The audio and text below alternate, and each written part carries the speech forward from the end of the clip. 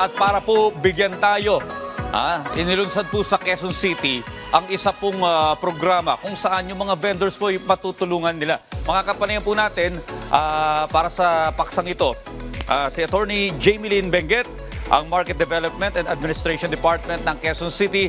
Magandang umaga po sa inyo. Good morning, sir, at good morning po sa inyong lahat. Ako po si Attorney Jamie Lynn Benguet from the Market Development and Administration Department.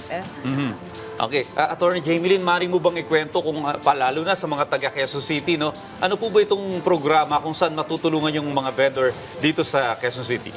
Ang Vendor Business School po ay isang inisyatiba ng ating Quezon City Government para matulungan yung mga small food vendors natin kung paano nila mapapalago yung pagnenegosyo nila. Anong pwede nilang gawin, anong pwede nilang idagdag, paano magko-cope dun sa climate change, lalo sa mga crop seasonality, yung mga ganun po.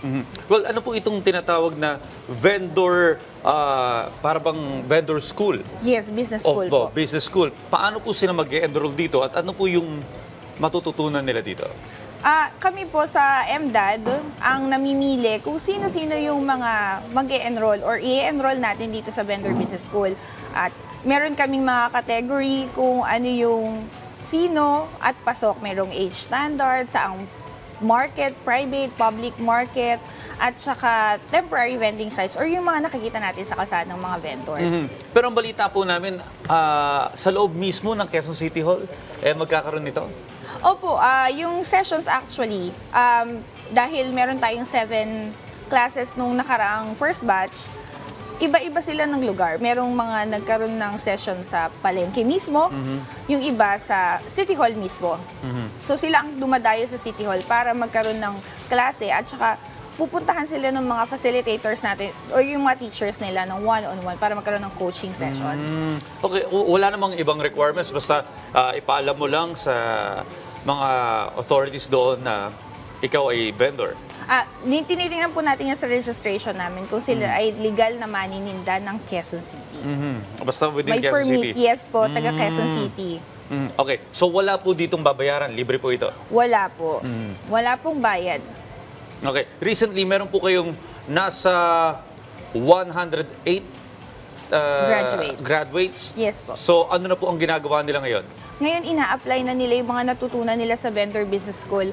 Sila yung kung paano mag-record ng mga paninda nila, yung mga binibili nila.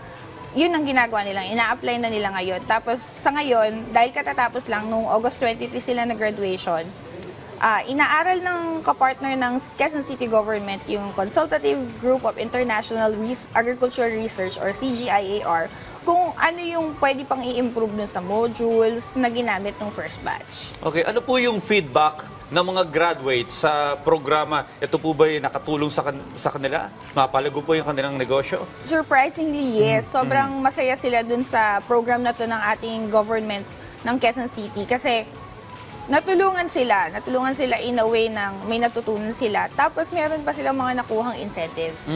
Meron silang kits na magagamit nila kahit wala ng sessions. At saka meron silang iba pang, kung tatawagin natin, pangkabuhayan program.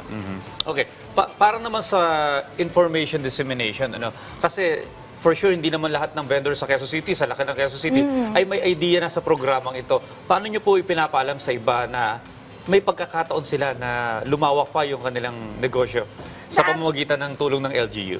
Sa amin po sa MDAD, pwede po silang bumisita sa opisina namin at saka i-check po yung mga social media accounts namin sa QC MDAD sa Facebook tsaka sa pagtawag po sa opisina.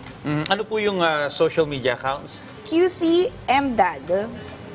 Yun po. Website po ito? Ito po yung Facebook namin. Sa website naman po, quezoncity.gov.ph. Meron na po bang vendor na nagkwento sa inyo? Pwede po bang pakikwento nyo sa amin? Kung may isang vendor na kakwentuhan ninyo, no? Paano nakatulong sa kanyang negosyo yung programa ng LGU? May isang vendor, sabi niya nung graduation, dati akala niya, okay lang yung tinda sila ng tinda, bibili ng produkto, mag-aangkat, mag-ahango, tapos ilalatag, gano'n. Akala nila, gano'n lang yon. Nung pumasok sila sa Vendor Business School, natutunan nila na kailangan pala nire-record natin. Kailangan pala alam natin kung ano yung binibili natin. Kasi doon daw, nakikita nila na yung capital nila, hindi lang basta balik puhunan, lumalaki. Kaya masaya sila kasi natutunan nilang kailangan yung i-record at saka yung ano yung tamang produktong ibenta. Paano nila mapapanatiling fresh? Ayan. Mas lumalaki yung kita nila. So, dahil sa Vendor pagtulong business ninyo, nagkaroon ng sistema yung kanilang negosyo. Yes po, totoo po. Well, hopefully, marami pang matulungan na vendors ang inyo pong programa. Maraming salamat po. Nakapalayan po natin si Attorney Jamie Lynn Benguet, ang Market Development and Administration Department ng Quezon City. Maraming salamat po, Attorney. Thank you, Audrey.